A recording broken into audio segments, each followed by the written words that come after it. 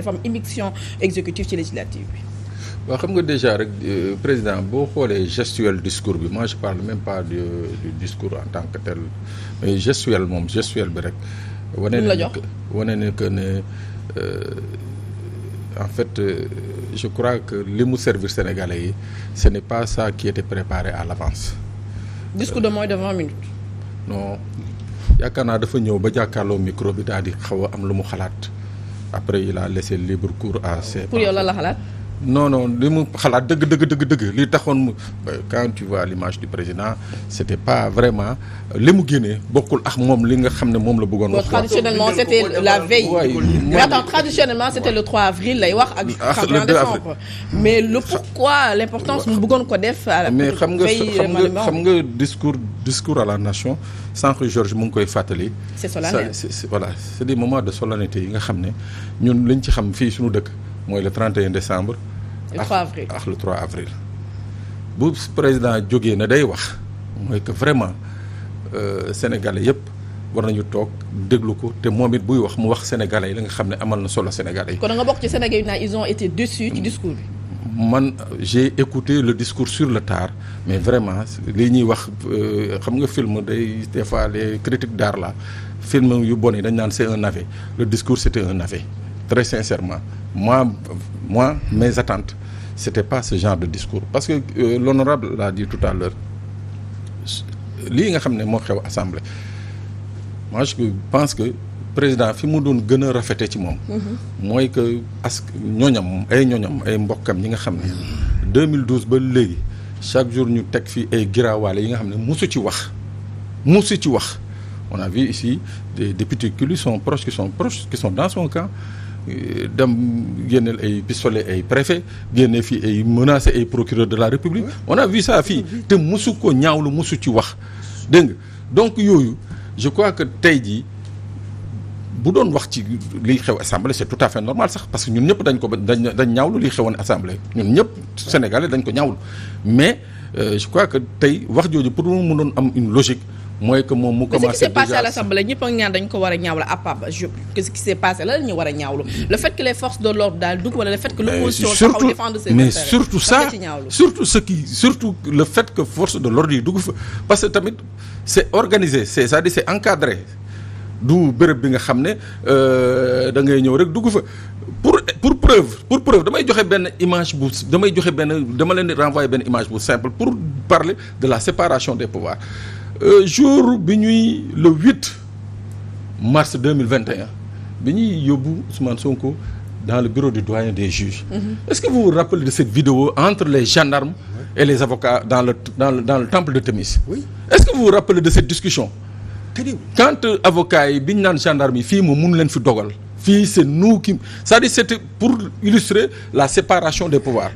Mais c'est-à-dire man l'image bi ma metti mooy justement ces gendarmes qu'on voit ñu ñëw à l'Assemblée fa nga xam ne c'est extrêmement sacré mooy l'hémicycle d'ailleurs son nom l'indique ñu ñëw di fa def yenn comportement yi nga xam ne qui ne sied pas vraiment mooy benn ñaar nag je dis encore une fois les députés mooy cette nouvelle législature vous avez une chance xam nga chance bi mooy lan mooy que de 1960 à nos jours le budget des forces armées il a toujours été voté sans débat xanaa ren ji nag da ngeen góorgóorlu que ce budget soit voté avec c'est-à-dire qu'il y ait des débats que ñu xam xaalis bi ñu leen di jox fu ñu koy dugal. du boobu dong de. non déedéet non HCCT sans débat. mais non bii dafa am solo déedéet. non bii dafa am solo c'est-à-dire il faut que les gens sachent ces milliards qu'on vote annuellement pour ñoom. loolu dinañ ci ñëwaat Pape Sané Georges le discours du chef de l'État de vendredi ban jàngat nga ci am. man nag bon. thème bi le thème ne m'avait pas surpris c'est vrai que ça m'a pas trouvé à Dakar j'étais en voyage mais pour la petite histoire quand Pierre m'a appelé mu ne ko xam nga ce que je veux dire. Ça va porter sur les événements de l'Assemblée. Mais t'es pas surpris. mu ne ko loolu le discours va porter sur ça mais bon effectivement loolu laa doon wax léegi ci émission bu ñu defoon léegi à la Keppaar gi à la rajo mu ne xam nga Sénégalais yi ñaari discours officiel la ñu xam ci président de la République mooy le discours du 31 pour s'adresser aux Sénégalais aux autres qui vivent parmi les Sénégalais pour leur souhaiter bonne et heureuse année.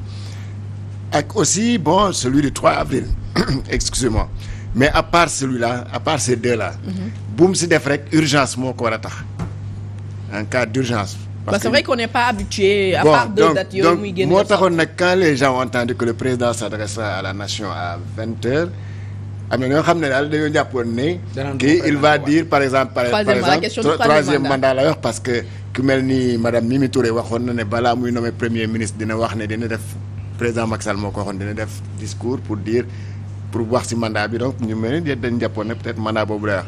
Mais malheureusement si man président Macky Sall lu mu wax keroog ci discours vendredi bi il n'a pas dit ce qu'il voulait dire. Qu'est-ce qu'il voulait dire? Ce qu'il voulait dire aux Sénégalais. Vous retrouvez yaa Pape Sané. mooy que gis nga li xewoon fii li xewoon assemblée encore que man personnellement li xewoon assemblée regretté wu ma ko sauf peut-être la présence des gendarmes parce que ça fait dans des images yoo xam ne c'est comme ça l'opposition et le pouvoir. Depuis 1960 on n'a plus vu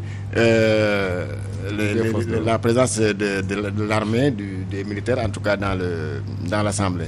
Même bu nga xam ne ñoom ñooy assurer la police. Mais le fait que par exemple que Guy Marius yennu urne bi kii yónni jël micro bi Barthélémy Diaz monsieur Bey dem taxaw si perchoir bi ne kenn du wax suma micro. Mais loolu y a pire dans les plus grandes démocraties gars yi dañuy dóorante kurpen ba tëdd suuf di bërëngu si tapis bi. Mais récemment am na ay vidéos yoo xam ne gars yi et ça mais loolu c'est d'ailleurs ça fait partie de la démocratie parce que quand quelqu'un foofu c'est en fait vous savez l'Assemblée nationale c'est le milieu par excellence là où doit se passer les échanges en tout cas faire vivre la démocratie. Man je préfère que députés yi def nii pour revendiquer leurs droits au nom du peuple que ñuy dem di marche à la place de l'Obélisque ñu leen di dóor ñu leen di xotti seen yére. Sénégalais yi tàmmuñu système bi parce que tout le temps la majorité c'était de la mouvance présidentielle. parce que bu ñu waxee débat le débat public doit se passer à l'Assemblée nationale mais pas dans la rue. Mais lu mu bëggoon a wax ci discours bi. Lu mu bëggoon a wax léegi merci de m'avoir ramené à l'intérieur. Lu mu bëggoon a wax kooku ça s'adresse à ces messieurs-là ces honorables députés de l'opposition de Yewwi Askan Wi Wallu pour leur dire que léegi def ngeen ko mu neex kenn laalu leen bu beneen yoonee foofu ngeen jógee place Soweto dem commissariat central wala bu Point parce que vous n'êtes plus au-dessus de la loi. Vous serez pris en flagrant délit te flagrant délit l'unité parlementaire ne le couvre pas. kon dafa leen doon menacé. menace bu baax a baax buñ ko gisee wul noonu nag tant pis pour eux parce que c'est ce qui va se passer. Mais ñoom nee nañu na force de l'ordre di ñëw. Est-ce que ñoom buy ñëw nañu ànd ak seen i armes. Mais c'est exactement ce qui va se passer la prochaine fois quand il s'agira ñuy voter le budget de l'Assemblée gars yi tegaat affaire bi si nii il va demander la même chose à la gendarmerie jël leen un certain Cheikh Bey yóbbul leen ma ko parce que dagg na filu micro bi naka fay Guy Marius Sagna toj na urne bi naka fay. Voilà sera ça. Est-ce que noonu ngeen ko gisee wala da ngeen bokk ci ñi nga xam ne dañuy jàpp que ni aussi daf ci voiler benn affaire mooy lan mën naa leen fi sax ne ñukk dem di gouverner par ordonnance maanaam li ñenn ñi di wax naan mën na teggi Assemblée nationale ci yenn décisions yi. waaw ñun ni ko gisee ñaar yëpp ci la bokk. benn bi mooy menace la mooy képp kuy député tey préparé parce que je pense que def na ko Déthié Fall fii. for na fi ay député yóbbu. mën nañu fekk ci biir hémicycle bi. waa ji nguuram gi lu mu ko jaral amul. député bu nekk man wax naa la préparé wul tàggul sa njaboot miraasal sa bopp fekkee da ngay dem. mën na la rey mën na la tëj. moom miraas na boppam. waay miraas na boppam mën na la rey mën na la tëj mën na la def benn service boo xam ne dootoo wérati ba abadan donc koo xam ne nguur loolu la jaral su la waxee loolu da ngay dégg fi muy waxee parce que du lâcher rapport de force rek la xam te ñun tamit yaakaar naa ni sénégalais yi effort bi ñu def pour yóbbu ñu foofu vraiment bu ñu fa bàyyee suñu bakkan. kon da ngeen koy fekk ci defante bi yéen ñun non gis nga tant que mi ngi indi armée pour imposer loi bi mu bëgg a jàll mu jàll on fera exactement ce qu'on avait fait parce que du ñu bàyyi kenn ngay tënk sénégalais yi tegal leen armée ci benn bureau de vote ne ñii ñooy voté ñii duñu voté ñii lañ ko bëgg a defee moom moo war a am raison garder. Est-ce que raison garder mooy li mu bëgg Sénégal loolu ñu bëgg Sénégal dañu bëgg Sénégal bu baax dañu bëgg assemblée bu am concertation dañu bëgg assemblée boo xam ne ni lañ tàmmoon nga xam ne ñoom rek ñoo doon nekk candidat ba indi bulletin yi ñu wax lañ tàmmoon ba nga xam ne lu ñu bëgg a dogal la ñuy ñëw rek force ñu dem ñu yëgal leen ni loolu jeex na nañu waxtaan parce que bu ñu waxtaan li ñuy déggoo loolu lañ gëm parce que ay sénégalais lañ koo fa gis soo ko xamul xam nga koo xam wala xam nga mbokkam wala xam nga nangamam donc ci loolu lañ jëm ci imposer assemblée boo xam ne waxtaan moo koy lal lépp nañ ko waxtaanee la deuxième jour bi dañoo toog waxtaan bi ñu waxtaanee déggoo nañ. loolu moo jaaxal ñëpp sax. non dañu toog waxtaan parce que ci guddi gi avant ñuy dem dañu leen toog leen ngeen waxtaan parce que la présidente lu mu bañoon dañoo jàpp ñoom ci seen bopp que ni le fait que ñu leen laaj suspension de séance c'est pour gagner 1 heure de temps mu xaw a jege minuit ñu am temps pour bloquer. donc nekkatuñ woon ñoom ci logique nan la assemblée di joxe mais ils étaient dans cette précipitation de nous imposer quelqu'un qu'ils appellent leur président. jàpp naa ni seen président la parce que gëm naa ni du député yi ñoo ko voté gëm naa ni gendarme yi ñoo ko fa imposé. mais Issa on est à 10 minutes du journal il faut que ñu dem ci une parenthèse c'est-à-dire que quand tu dis que bu ñu bloqué par exemple le budget je prends l'exemple du budget. oui d'accord bu ko neexee il va le publier par décret. par décret. mais mën na ko kii par décret mais loolu je crois que pour la démocratie du Sénégal. loolu rafetul ci démocratie parce que quand même lu ñu xamee budget mooy que sénégalais wax député yoo xam ne ñoo fa nekkal sénégalais wax ne lii d'accord nañ ci ànd nañ ci montant bi ñu def ko lii pour léegi. saagakat yëpp indi nañ ci gouvernement bi lu mu fal nii. non foofu lañ Issa transition Issa. mais avant